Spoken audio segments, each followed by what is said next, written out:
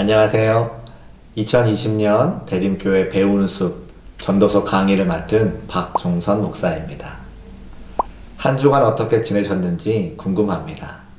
사랑하는 성도님들의 삶과 가정에 하나님의 평안이 함께 하시기를 기도합니다. 코로나19 바이러스로 인해서 자녀들이 학교에 가지 못하고 있습니다. 저희 집에도 큰아이는 중학교에, 막내는 초등학교에 입학을 해야 되는데 벌써 한 달 넘게 학교에 가지 못하고 있습니다. 하루속히 일상이 회복되어서 자녀들이 학교 생활을 시작했으면 좋겠습니다. 부모들은 자녀들을 학교에 보낼 때 여러 가지 당부의 말을 합니다. 그 가운데 가장 중요한 것이 모르는 것이 있으면 선생님에게 물어보라는 것입니다. 수업 중에 모르는 것이 있으면 선생님께 여쭈어보아야 학업을 제대로 따라갈 수 있고, 학교 생활에서 궁금한 것이 있을 때에도 친구들에게보다는 선생님께 먼저 물어보아야 제대로 된 길을 찾을 수 있습니다. 성도들의 신앙생활도 마찬가지인 것 같습니다. 성도들은 성경을 읽다가 모르는 것이 있으면 믿을 만한 목사님들께 질문해야 합니다. 인터넷 지식 검색에 묻거나 스스로 해결하려고 하다 보면 이단과 사이비를 만나기도 하고 성경에 대한 왜곡된 시각을 가질 수도 있기 때문입니다. 전도서를 지은 솔로몬은 지혜의 대명사라 하지만 그는 우리보다 지혜로운 인생을 산 사람이 아니었던 것 같습니다. 왜냐하면 그가 인생 말년에 이를 때까지 하나님 없는 교만한 인생을 살았기 때문입니다. 그의 인생은 죄악으로 점철된 인생이었고 하나님 없이도 혼자서 할 수 있다고 착각한 어리석은 인생이었습니다. 세상은 그를 지혜자라고 칭송했지만 하나님은 그를 어리석은 인생으로 보셨습니다. 이제 인생의 말년에 자신의 삶을 돌아보며 후회하고 회개하며 이 모든 것이 헛되고 헛되었다고 반성합니다. 오늘 말씀 전도서 2장 4절의 말씀입니다. 나의 사업을 크게 하였노라. 내가 나를 위하여 집들을 짓고 포도원을 일구며. 아멘. 말년에 그는 자신의 인생을 돌아보며 사업을 크게 하였으며 집을 짓고 포도원을 일구었다고 회상합니다. 그런데 이것이 나를 위한 것이었다고 고백합니다. 6절과 7절 말씀에도 나를 위하여라는 말을 반복합니다. 젊은 시절 무엇을 하든지 자신만을 위한 인생이었다는 솔로몬의 고백입니다. 8절을 함께 보겠습니다. 은금과 왕들이 소유한 보배와 여러 지방의 보배를 나를 위하여 쌓고 또 노래하는 남녀들과 인생들이 기뻐하는 처첩들을 많이 두었노라. 아멘. 보배와 은금을 쌓아두고 살았고 노래하는 자들을 많이 두었으며 사람들이 부러워할 만큼 처첩들을 많이 두었다고 말합니다. 성경은 솔로몬이 1000명의 처첩을 두었다고 기록합니다. 1000명이라는 숫자는 문자 그대로의 1000명을 의미하는 것 그 이상일 것입니다.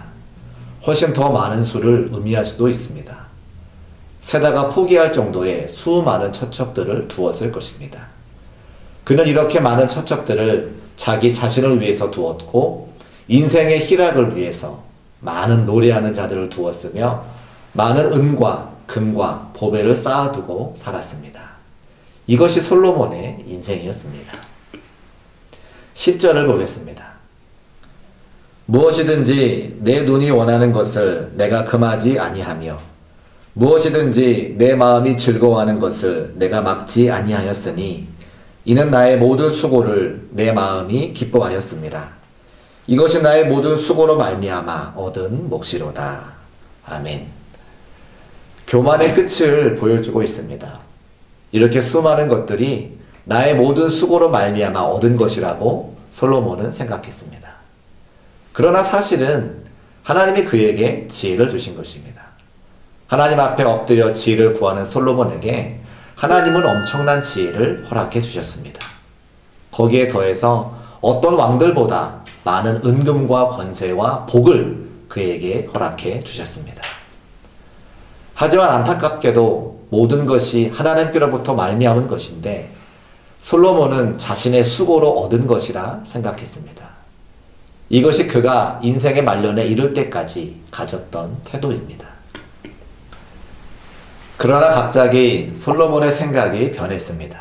11절 말씀입니다. 그 후에 내가 생각해 본즉 내 손으로 한 모든 일과 내가 수고한 모든 것이 다 헛되어 바람을 잡는 것이며 해 아래에서 무익한 것이로다. 아멘. 전도서의 핵심인 헤벨 사상입니다. 헤벨은 무익한 것, 헛된 것, 의미 없는 것, 내뱉는 숨, 흩어지는 바람이라 지난 강의 때 말씀드렸습니다. 인생 전체를 내가 통제할 수 있는 것이라고 여겼는데 사실은 내가 아무것도 통제할 수 없는 것을 깨달았습니다. 인생 말년이 되어서야 해 아래에서 수고한 모든 것이 내가 통제할 수 없는 것이라는 결론에 이르는 것입니다. 왜 갑자기 이런 심경의 변화가 생겼을까요? 솔로몬이 죽음을 앞두었기 때문입니다. 16절 말씀입니다. 지혜자도 우매자와 함께 영원하도록 기억함을 얻지 못하나니 후일에는 모두 다 잊어버린 지 오래일 것임이라. 오호라 지혜자의 죽음이 우매자의 죽음과 일반이로다. 아멘. 자신을 지혜롭다고 생각했는데 결국은 자신도 죽음 앞에서 일반인과 한 가지라는 사실을 깨닫게 되었습니다. 솔로몬 같은 절대 권력을 가진 왕이나 시골에서 농사짓고 사는 농부나 죽음 앞에서는 평등한 것이 우리의 인생입니다.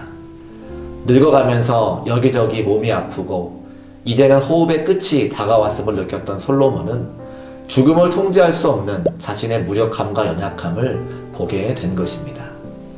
그 앞에서 이제는 자신이 지금까지 수고한 모든 것이 헤벨, 헛되고 헛된 것, 통제할 수 없는 바람과 내뱉는 숨과 같다는 사실을 깨닫고 그 앞에서 절망하고 있는 것입니다.